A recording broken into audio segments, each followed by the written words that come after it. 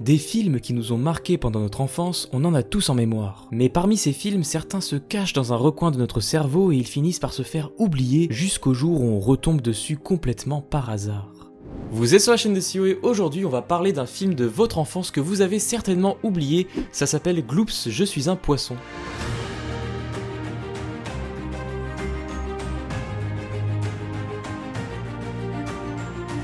On va commencer par un peu de contexte. Gloops, je suis un poisson, ça parle de quoi? Attention, le shot de nostalgie, c'est maintenant.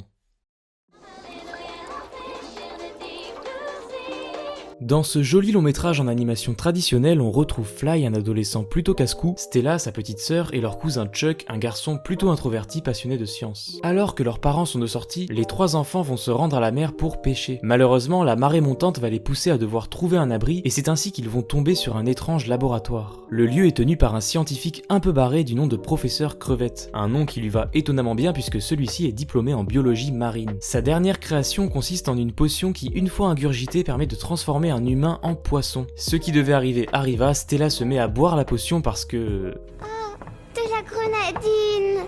Et la voilà changée en étoile de mer. Après un enchaînement de circonstances malencontreuses, Stella se retrouve dans les fonds marins. Fly et Chuck n'ont plus le choix, ils vont devoir se changer eux aussi en poisson pour aller récupérer Stella et par la suite boire l'antidote qui leur permettra de retrouver leur forme humaine. Seulement voilà, tout ne va pas être si simple puisque l'antidote est tombé lui aussi dans les fonds marins et un poisson pilote nommé Joe s'en est emparé. Vous vous en doutez, Joe qui se découvre une intelligence nouvelle n'est pas animé des meilleures intentions. Ayant à son service un immense requin vorace, il pourrait nuire à la mission de sauvetage de nos héros. Pour ne rien arranger, le temps est compté puisque l'antidote doit être pris dans les 48 heures, sans quoi les enfants seront définitivement des poissons.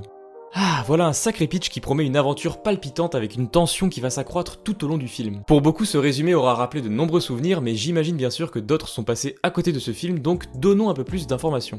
Gloops, je suis un poisson, ou... Hjælp, jeg er en fisk. dans son titre original, est un film d'animation germano-irlando-danois. Il est d'abord sorti au Danemark en 2000 avant d'arriver en France l'année d'après. Avec un budget de 18 millions de dollars, le film sera malheureusement un fiasco au box-office mondial, ne récoltant que 5,6 millions. Il est produit par le studio A-Film Production qui s'est d'abord fait connaître avec des projets tels que les films Jungle Jack, qui sont un peu passés inaperçus en France, j'ai l'impression, ou plus récemment Mon Ninja et moi, un film qui pour le coup a été disponible dans les salles françaises. À la réalisation de Gloops, je suis un poisson, on retrouve Stefan Fieldmark, Michael Egner et Greg Manwaring, ce dernier n'étant pas crédité. On ne va pas s'attarder à faire la filmographie complète de ces messieurs, mais on peut juste remarquer qu'on doit à Stefan Fieldmark le film Astérix et les Vikings. En bref, si vous êtes né dans les années 90-2000, il y a de fortes chances que Gloops, je suis un poisson ait fait partie de votre enfance, et peut-être même qu'il a laissé une trace indélébile en vous. Je l'ai revu pour préparer cette vidéo, et alors, quel ressenti à chaud j'en retire aujourd'hui ?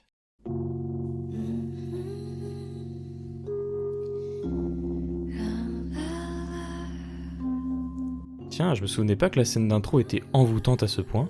En redécouvrant ce film, la première chose qui m'a frappé, c'est sa rapidité. On fait à peine connaissance avec les personnages que les péripéties s'enchaînent immédiatement. Les enfants trouvent le mystérieux laboratoire à la 8ème minute du film, Stella se retrouve au fond de l'océan dans les 7 minutes qui suivent, et Fly et Chuck vont faire de même immédiatement après. Le film ne prend pas le temps de vraiment construire ses personnages, il préfère nous plonger directement dans cette mission sauvetage au milieu des fonds marins. C'est un élément que j'ai pas souvenir qui me dérangeait étant enfant, mais là en tant qu'adulte, on peut avoir du mal à s'attacher à ces personnages qu'on connaît à peine et du coup leurs enjeux perdent forcément en gravité. J'avais également oublié qu'on retrouve plusieurs musiques et chansons dans ce film un peu à la Disney. Si vous voulez réussir cette remarquable métamorphose.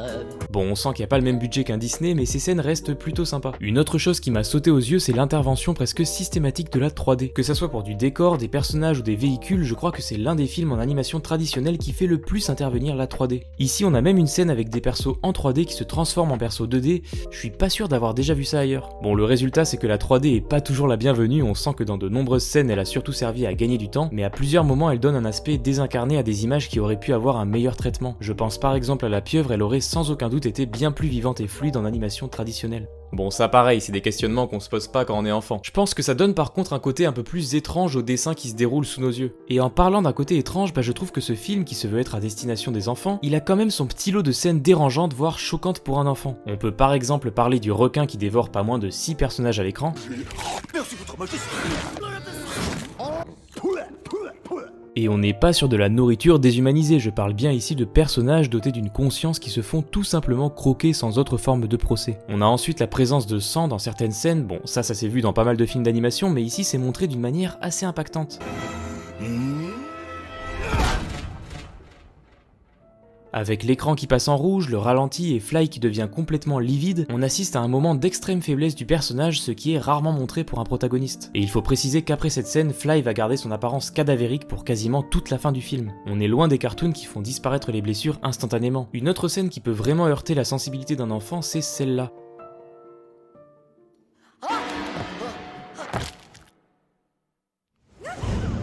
Ici, Anna semble écraser Fly sous sa semelle. On a le bruit d'un corps qui se fait broyer, suivi des réactions des personnages et d'une ambiance sonore accablante. En clair, un bon mélange bien sinistre. Heureusement, ce moment est vite désamorcé avec la voix de Fly et il me semble que même enfant, je ne croyais pas vraiment à la mort du personnage à ce moment-là. Pour en finir avec les scènes choquantes, j'ai bien sûr gardé la pire pour la fin, la confrontation finale avec Joe. Dans cette scène, Fly profite de l'ego de Joe en lui posant des questions de plus en plus complexes. Joe, qui veut à tout prix être le plus intelligent, se met à boire de l'antidote pour devenir un humain et ainsi avoir les réponses aux questions les plus difficiles. La transformation de Joe en humain est déjà en elle-même terrifiante, il s'arrache des lambeaux de peau, sa mâchoire se décroche, ses os ressortent de force de son corps, ses doigts poussent de manière irrégulière, mais le point culminant de l'horreur de cette scène, c'est bien sûr la mort de Joe, qui, une fois devenu humain, n'est plus capable de respirer sous l'eau et meurt donc d'asphyxie.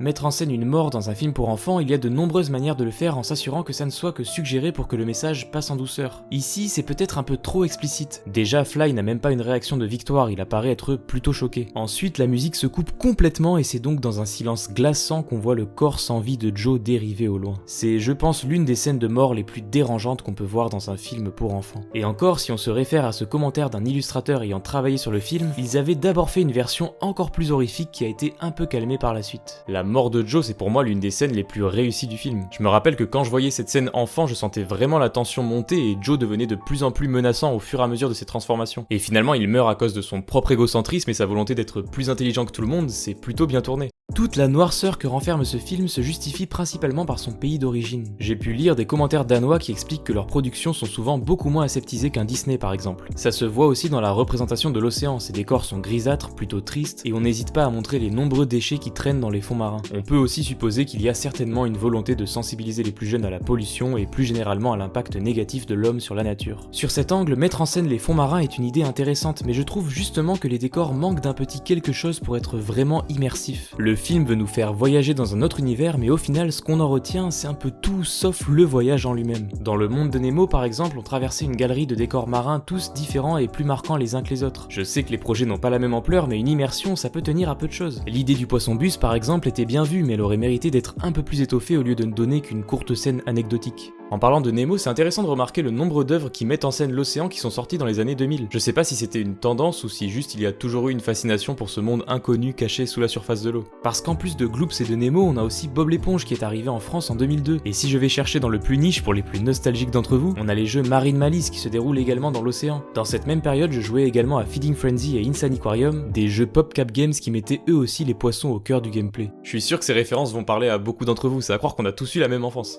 Pour revenir sur Gloops, je suis un poisson et faire un peu une synthèse de ce que j'en pense aujourd'hui, eh bien j'en tire quand même pas mal de bons éléments. Si les décors sont parfois un peu pauvres, l'univers reste bien pensé avec plusieurs idées originales qui viennent lui donner une crédibilité. On voit un panneau lumineux dans l'océan, on se dit que c'est absurde, puis on nous donne l'explication directement. C'est en fait des rangées de poissons brillants. Pareil avec le téléphone, une technologie qui semble impossible avant qu'on comprenne qu'il s'agit juste d'un petit poisson messager qui se charge de transporter l'information. L'autre originalité du film se trouve dans son concept même. Ces humains changés en poissons et inversement ont des designs bien réfléchis. Le choix de ne pas s'être arrêté strictement aux poissons pour s'autoriser à avoir une méduse et une étoile de mer donne des personnages un peu plus originaux. T'es une grosse méduse. Oh, je les crois pas. Là où le film pêche un peu, c'est dans sa durée. 1h17 ne suffisent malheureusement pas à vraiment construire des personnages marquants. Tout s'enchaîne sans trop de développement et l'aventure est finalement assez vite expédiée. L'antagoniste étant comme souvent le personnage le plus réussi du film, on peut presque être frustré de le voir partir au moment où il devient le plus menaçant. Au niveau de l'animation, elle tient la route en comparaison d'un Disney par exemple, même si, comme je l'ai déjà dit, on aurait pu se passer de certains éléments en 3D qui ne rendent pas toujours du meilleur effet. L'esthétique du film peut faire penser un peu à un Don Bluth. Gloops, Je suis un poisson, c'est en conclusion un bon petit film pour enfants qui aurait mérité un poil plus de développement et d'émotion pour devenir vraiment marquant. Il reste cependant assez mature sous certains aspects, notamment quand il montre que le pouvoir peut vite mener à la dictature. On va finir avec quelques infos croustillantes sur le film que j'ai pu dénicher en faisant mes recherches. Au casting original de Gloops Je suis un poisson, on retrouve le professeur Rogue et Jesse Pinkman. Enfin, je veux dire Alan Rickman qui interprète Joe et Aaron Paul alors âgé de 20 ans qui interprète Chuck. Bon, personnellement, je ne connaissais le film qu'en VF avec notamment les voix de Donald Renew pour Fly, Daniel Beretta pour Joe et Patrick Préjean pour le professeur Crevette. Alors un truc intéressant que j'ai découvert sur Gloops, c'est qu'il y a eu un premier trailer sorti en 1996 qui montrait plus ou moins le même film mais dans une autre version. On retrouve notamment Joe l'antagoniste qui a ici une toute autre apparence avec une personnalité qui semble bien différente. Bon, sinon il n'y a pas grand chose de caché dans Gloops à part une référence à Star Wars juste ici avec le chasseur taille dans la chambre de Fly. Et pour finir, j'ai été surpris d'apprendre que pour sa ressortie aux États-Unis, le film a fait peau neuve avec un nouveau titre mais surtout avec une nouvelle couverture absolument ignoble. Ouais non, un choix marketing plus que douteux avec ses horribles designs en 3D, d'autant plus que rien n'a été modifié dans le film qui lui est bien resté en 2D. C'était ma dernière info croustillante sur Gloops, j'espère que la vidéo vous a plu. Ça faisait un moment que j'avais envie de me replonger dans ce film de mon enfance et comme la vidéo sur Nos voisins les hommes a plutôt bien marché, je me suis dit que j'allais parler de Gloops tôt ou tard. Si vous aimez l'animation, vous êtes au bon endroit, vous pouvez vous abonner à cette chaîne et me suivre sur mes réseaux. On se retrouve comme d'habitude d'ici 2 semaines pour une nouvelle vidéo. Sur ce, c'était Sio, ciao, à la prochaine.